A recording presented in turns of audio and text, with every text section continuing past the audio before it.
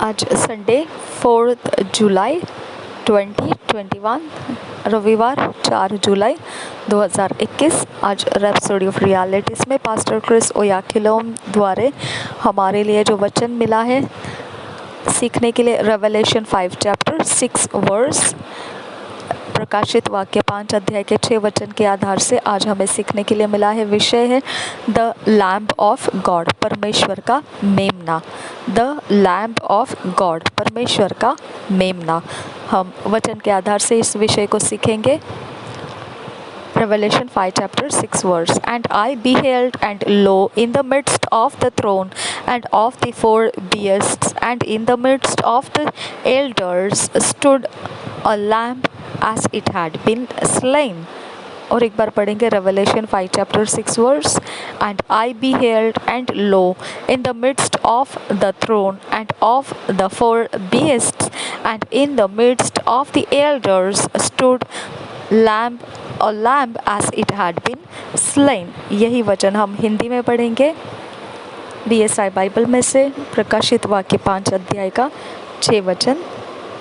तब मैंने उस सिंहासन और चारों प्राणियों और उन प्राचीनों के बीच में मानो एक वध किया हुआ मेमना खड़ा देखा।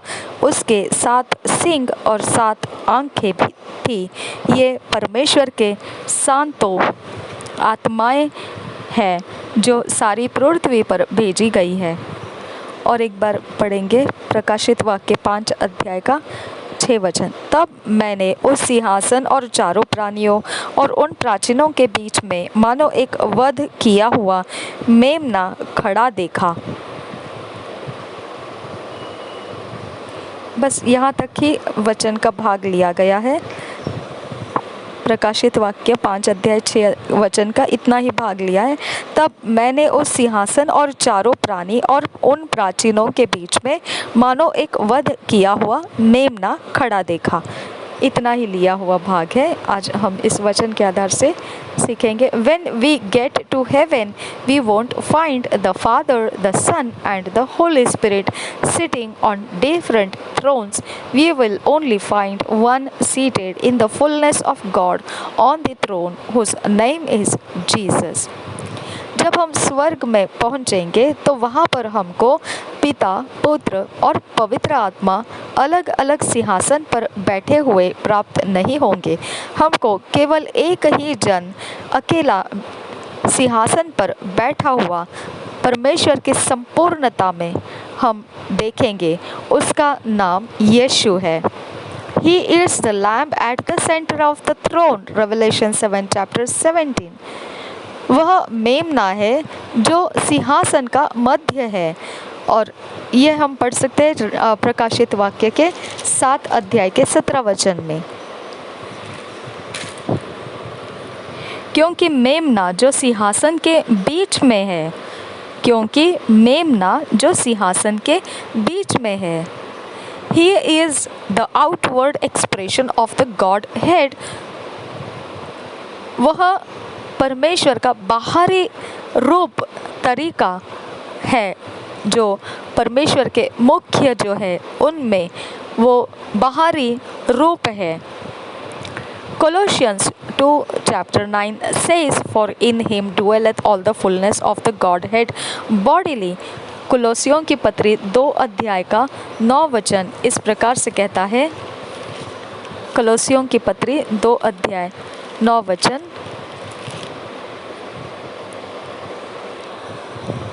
क्योंकि उसमें ईश्वरत्व की सारी परिपूर्णता सदैव वास करती है।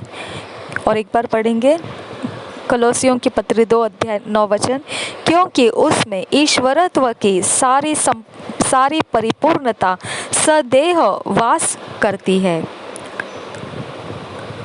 वह परिपूर्णता है, ईश्वरीयता का परिपूर्णता है और सदैव उसमें वास करती है। और एक बार पढ़ेंगे कुलोसियों की पत्री 2 अध्याय 9 वचन, क्योंकि उसमें ईश्वरत्व की सारी परिपूर्णता सदैव वास करती है। However, looking at our opening verse, one could ask, if Jesus is seated on the throne, who then is the lamb that stood in the midst of the throne? अब हो सकता है ऐसा, हम जो शुरुआती वचन को पढ़े हैं उसको देखते हुए कोई एक ऐसा पूछ सकता है, अगर यीशु मसीह उस सिंहासन के ऊपर बैठा हुआ है तो फिर वह कौन है जो मेमना वहाँ सिंहासन के बीच खड़ा है? In studying the book of Revelation, you have to understand that prophetic visions and revelations are often given and communicated with symbolisms. जब भी आप प्रकाशित वाक्य की पुस्तक अभ्यास करने लेते हैं तो आपको ये बात समझ में आना चाहिए कि जो भविष्यवाणी के अनुसार दर्शन है और प्रकाशन है वह ज़्यादातर दिए जाते हैं और उसकी भाषा की जाती है चिन्हों के द्वारा, संकेतों के द्वारा। This was no different with John, the writer of this book. ये बिल्कुल कुछ अलग नहीं था यूहन्ना के विषय में जो इस पुस्तक का लिखने वाला है। The lamp here was symbolic. मेमना जो यहाँ पर है वह एक संकेत है, चिन्ह है। John did not say he saw a man, but a lamp which typifies Jesus Christ. यूहन्ना ने यहाँ पर ऐसा नहीं कहा कि उसने एक मनुष्य को देखा, परंतु उसने ऐसा कहा कि एक मेमना जो यह संकेत करता है यीशु मसीह का। This was symbolic of the Father's relationship with Jesus. It was characteristic of Jesus' attitude and humility. यह एक चिन्ह था जो पिता का रिश्ता है यीशु मसीह के साथ का।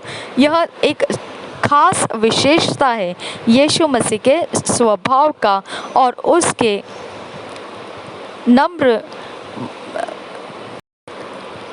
मनुष्यत्व का,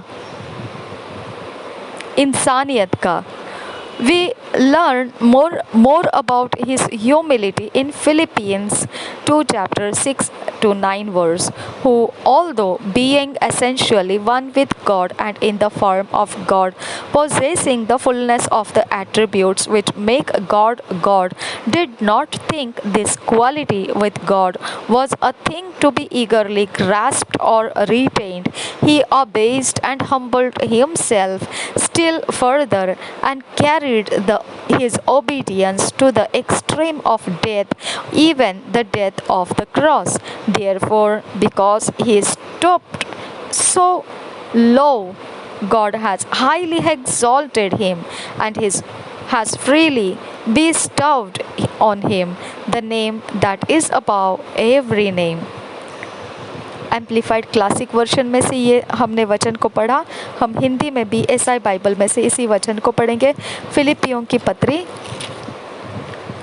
2 अध्याय का 6 से 9 वचन तक। जिसने परमेश्वर के स्वरूप में होकर भी परमेश्वर के तुल्य होने को अपने वश में रखने की वस्तु न समझा, वरन अपने आप को ऐसा शून्य कर दिया और दास का स्वरूप धारण किया और मनुष्य की समानता में हो गया और मनुष्य के रूप में प्रकट होकर अपने आप को दीन किया और यहाँ तक आज्ञाकारी रहा कि मृत्यु, हाँ क्रूस की मृत्यु भी सह ली। इस कारण परमेश्वर ने उसको अति महान भी किया और उसको वह नाम दिया जो सब नामों में श्रेष्ठ है। और एक बार पढ़ेंगे फिलिपियों की पत्री 2 अध्याय का 6 से 9 वचन। जिसने परमेश्वर के स्वरूप में होकर भी परमेश्वर के तुल्य होने को अपने वश में रखने की वस्तु न समझा, वरन अपने आप को ऐसा शून्य कर दिया और दास का स्वरूप धारण किया और मनुष्य की समानता में हो गया और मनुष्य के रूप में प्रकट होकर अपने आप को दीन किया और यहाँ तक आज्ञाकारी रहा कि मृत्यु, हाँ क्रूस की मृत्यु भी सह ली।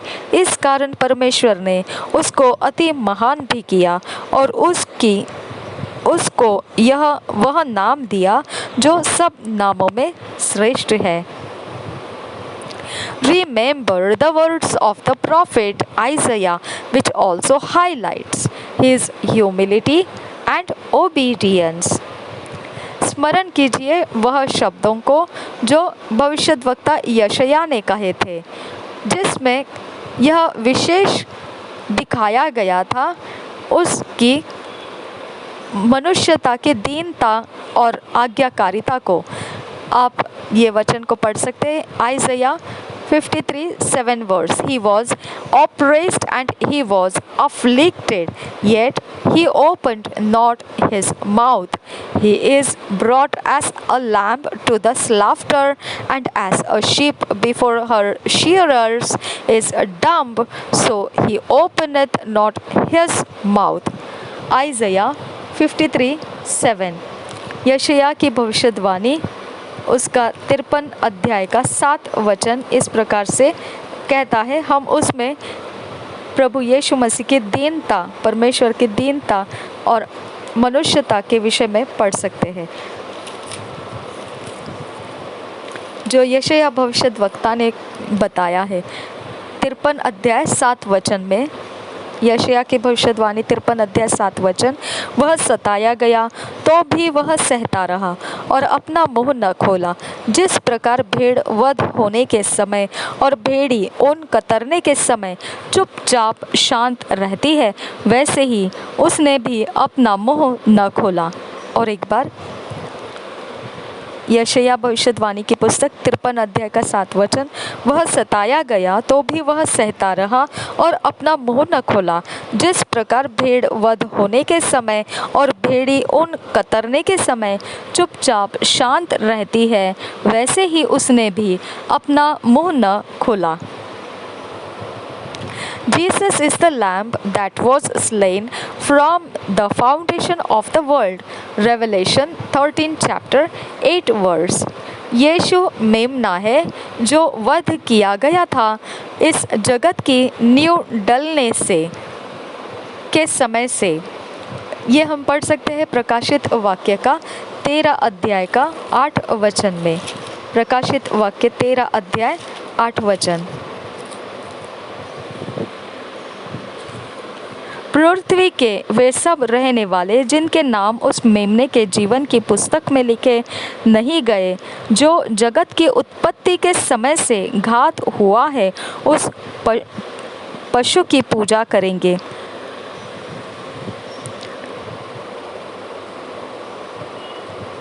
प्रकाशित वाक्य 13 अध्याय का 8 वचन।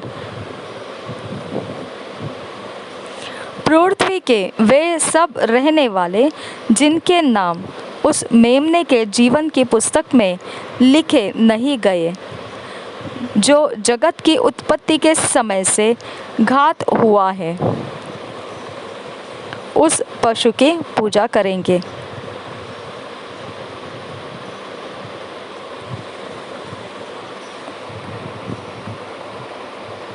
रेवलेशन 13 चैप्टर 8 है ना ये। Okay, for the sins of all man. यह जो यीशु है यह मेमना है और वध किया गया है जगत के नींव डलने के समय से। इसको हम प्रकाशित वाक्य के 13 अध्याय के 8 वचन में पढ़ा है। और यह वध इसीलिए हुआ, वो सारे मनुष्यों के पापों के कारण वध किया गया। John the Baptist called him the Lamb of God in John 1 chapter 29 verse, and Peter in his epistle says the same in 1 Peter 1 chapter 19 verse. यूहन्ना बपतिस्मा जो है वह कहता है परमेश्वर का मेमना। आप इसके विषय में पढ़ सकते हैं यूहन्ना का सुसमाचार 1 अध्याय का 29 वचन। यूहन्ना रचित सुसमाचार 1 अध्याय का 29 वचन में आप पढ़ सकते हैं। यूहन्ना इसको कहता है परमेश्वर का मेमना। दूसरे दिन उसने यीशु को अपनी ओर आते देखकर कहा, देखो यह परमेश्वर का मेमना है जो जगत का पाप उठा ले जाता है। और एक बार पढ़ेंगे यूहन्ना रचित सुसमाचार 1 अध्याय का 29 वचन। दूसरे दिन उसने यीशु को अपनी ओर आते देखकर कहा, देखो यह परमेश्वर का मेमना है जो जगत का पाप उठा ले जाता है। और फिर पतरस अपनी पत्रियों में यह समान यही बात कहता है पहले पतरस 1 अध्याय के 19 वचन में। पहला पतरस 1 अध्याय 19 वचन, पर निर्दोष और निष्कलंक मेमने अर्थात मसीह के बहुमूल्य लहू के द्वारा हुआ। और एक बार पढ़ेंगे, एक पहला पतरस 1 अध्याय का 19 वचन, पर निर्दोष और निष्कलंक मेमने अर्थात मसीह के बहुमूल्य लहू के द्वारा हुआ। Now God has enthroned us with him in the heavenly realms. अभी परमेश्वर ने हमको सिंहासन पर विराजमान कर दिया है उसके साथ स्वर्गीय स्थानों में, जहाँ पर यीशु मसीह है। Ephesians 2 chapter 6 verse. इस बात को हम पढ़ सकते हैं इफिसियों की पत्री 2 अध्याय के 6 वचन में।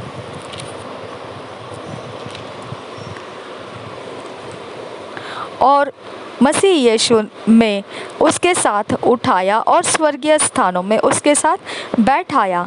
और एक बार पढ़ेंगे इफिसियों की पत्री 2 अध्याय 6 वचन, और मसीह यीशु में उसके साथ उठाया और स्वर्गीय स्थानों में उसके साथ बैठाया। And through us he demonstrates the exceeding riches of his grace, glory and power. अब हमारे द्वारा वह यह बहुतायत के धन जो उसके अनुग्रह में, महिमा और सामर्थ्य में है, उसको प्रदर्शित करता है, वह काम करता हुआ दिखाता है हमारे द्वारा। Blessed be his name forever. धन्य हो उसका नाम सदा के लिए।